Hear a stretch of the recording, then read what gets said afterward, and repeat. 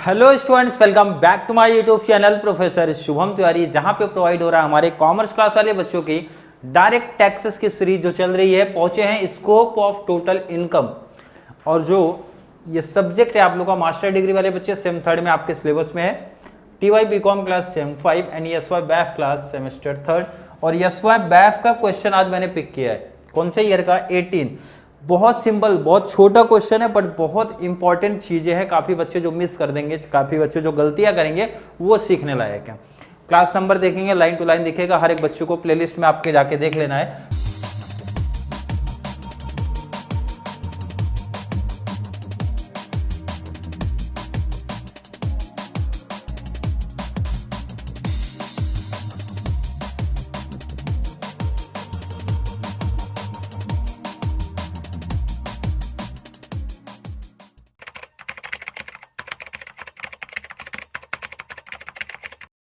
बात करते हैं, क्वेश्चन काफी छोटा है लेकिन गलतियां बहुत बच्चे करने वाले हैं, क्योंकि इंपॉर्टेंट टॉपिक्स आप देख रहे हो, काफी कुछ नया देखने यहाँ पे मिल रहा है।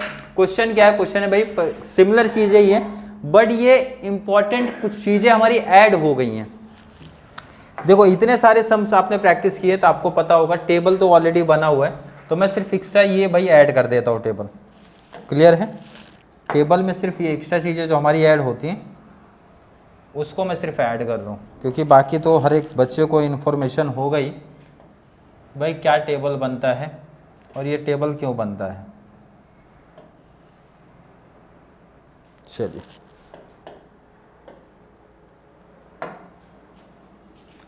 पहला रहता है भाई resident and ordinary resident, resident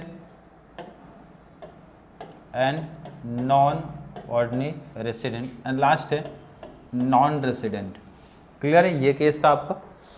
और ऊपर कुछ डिटेल्स भी लिखने पड़ते थे, अगर आपको थोड़ा सा भी याद होगा।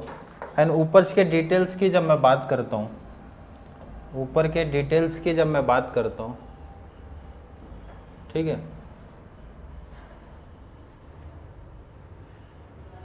यहाँ भी डिटेल्स रहेगा और यहाँ तो आपको टोटल, यहाँ देखो, find his gross total income if he is a resident and ordinary resident but not ordinary resident and non resident in India of the SSC। Year है 1920, ईयर है आपका 1920 का ईयर है। यहाँ आपको टोटल करना पड़ेगा, इसलिए मैंने टोटल वाले सब हर एक चीज़ को हटाया और आपका ये जो कॉन्सेप्ट है वो बताया। यहाँ पे आपका आता है प्रीवियस ईयर, यहाँ पे आपका रहता है स्टेटस, और कंप्यूट क्या कर रहे हो आप? कंप्यूट आप कर रहे हो भाई ग्रॉस टोटल इनकम। क्लियर है? प्रीवियस ईयर, और यहाँ पे असेसमेंट ईयर। क्लियर है कि नहीं? ये असेसमेंट ईयर है, ये आपका प्रीवियस ईयर है, और यहाँ पे जो पार्टी का नाम था वो मेंशन करना, ये आपको लिख लेना भाई। स्टेटस तो पता है, इंडिविजुअल था। क्लियर है? बाकी details previous assessment year question के अकॉर्डिंग आपको सेट कर लेना है, वो आप लिख लेना। क्लियर है? सीधा बात करते हैं क्वेश्चन पे। Interest on Nepal development bond, अगर ये टेबल की बीन्स बॉक्स की बात करूं, 1/3 रिसीव्ड इन इंडिया अगर नहीं होता, मतलब ये चीज अगर मैं मिस कर दूं, बाकी सिर्फ इतने की बात करते भाई, interest on Nepal development bond, तो उस केस में आप बताओ अमाउंट कितने में आता? सर अमाउंट फर्स्ट केस में आता, बाकी दो केस में नहीं आता। कब? जब ये वर्ड नहीं लिखा होता तब। लेकिन बोला जा रहा है कि 1/3 रिसीव्ड इन इंडिया, तो जितना बाहर की कंट्री का इनकम जितना आप इंडिया में रिसीव कर रहे हो उतने पे ही चार्ज होगा। तो 1/3 बोले तो 21 पे 1/3 निकालना पड़ेगा। तो देखो ये उधर 21,000 पे 1/3 आप निकालो, 7 3 जा, इट मीन्स 7,000 आपने इंडिया में रिसीव किया है, तो इंडिया में आएगा। कुछ बच्चों को कन्फ्यूजन जरूर होता ये 1/3 वाले पैटर्न से, क्योंकि इतने सारे एग्जांपल्स प्रैक्टिस किए हैं बट अभी तक किसी केस में आया नहीं है। तो बहुत सिंपल सा लॉजिक है, पहले जब कोई ब्रैकेट में इंफॉर्मेशन दिया रहता है तो वो ध्यान रखना, वो आप इग्नोर करके पहले समझना कि एंट्री कहाँ पे आई है, और इंडिया में जितनी इनकम आप रिसीव करोगे वही डिटेल्स आपको लिखना वहाँ पे पड़ेगा। Income from agriculture in Bangladesh, बाकी कोई डिटेल्स नहीं है, सिर्फ बाहर कंट्री की बात कर रहे हैं, बाहर कंट्री की बातें हमारी हो रही हैं, तो पहले केस में हमारी बनती है। Rent from property in Japan received in USA, तो पहले केस में ही बनेगा, कोई दिक्कत नहीं, क्योंकि बाहर कंट्री में आपने इनकम बनाई है और बाहर कंट्री में ही इनकम रिसीव किया, तो पहले केस में ही दिखेगा। फिर से बहुत इंपॉर्टेंट चीज आई है भाई, इनकम जो आपने कमाई है business in London control from Delhi. अब ये डिटेल्स अगर मैं इग्नोर करता हूँ, मैं आपसे पूछता भाई जब कोई बिजनेस आप इंडिया से कंट्रोल कर रहे हो तो कितने केस में आता है सर? 2 केस में। कितना रिसीव किया कोई मैटर नहीं, वो कंप्लीट अमाउंट आपका दोनों में आएगा।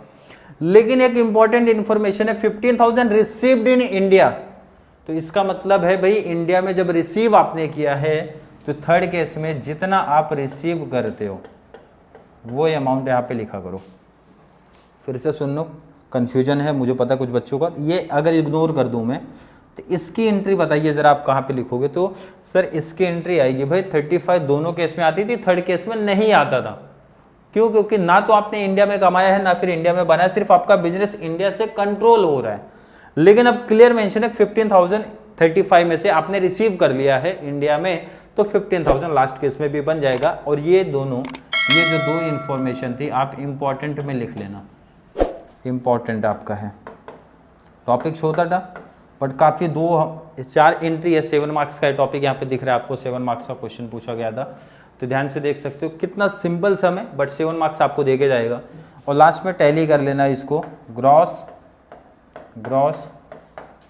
टोटल इनकम, टोटल इनका कर लेना है। ये तो आपका हो जाएगा 35 + 7 42,000, और ये 15 + 5 ये आपका 22। और इसका जब मैं टोटल करता हूँ 40 50 50 30 85 106,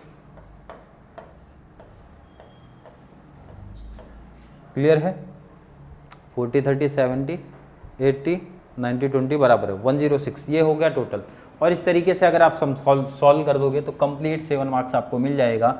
इंपॉर्टेंट जो चीज़ें थी वो आपको आइडिया होना चाहिए, इसीलिए मैंने बताया कंप्लीट प्रीवियस ईयर का क्वेश्चन अगर आप कर लेते हो, कैसे भी टाइप आपके एग्जाम में पूछे जाएंगे, एक आइडिया आपको चल जाएगा भाई किस टाइप का पूछा गया था। अब इसके बाहर तो नहीं पूछा जाएगा, क्योंकि कंप्लीट जितने भी क्वेश्चंस की हमने प्रैक्टिस की है कंप्लीट प्रीवियस ईयर के क्वेश्चन को ही पिक किया गया है। क्लियर? आई होप फॉर एक बच्चे का कॉन्सेप्ट क्लियर है। फिर भी किसी बच्चे को अभी भी डाउट कन्फ्यूजन क्रिएट होता है तो जरूर नीचे कमेंट में ऐड करो, या फिर कॉन्सेप्ट क्लियर है, वीडियो थोड़ी सी भी हेल्पफुल लग रही है तो वीडियो को लाइक करना है, अच्छे अच्छे कमेंट ऐड करो, और जितना ज़्यादा पॉसिबल हो सके चैनल का लिंक हमारे कॉमर्स सेक्शन वाले बच्चों को जरूर शेयर करो, ताकि उनको इस चैनल से बहुत सारा बेनिफिट्स मिल सके। तो चलिए मिलेंगे अगली क्लास में, जहाँ पे बातें करने वाले हैं इसी तरीके से डायरेक्ट टैक्सेस के और टॉपिक्स के बारे में और प्रैक्टिकल क्वेश्चंस के बारे में। तब तक के लिए थैंक यू सो मच।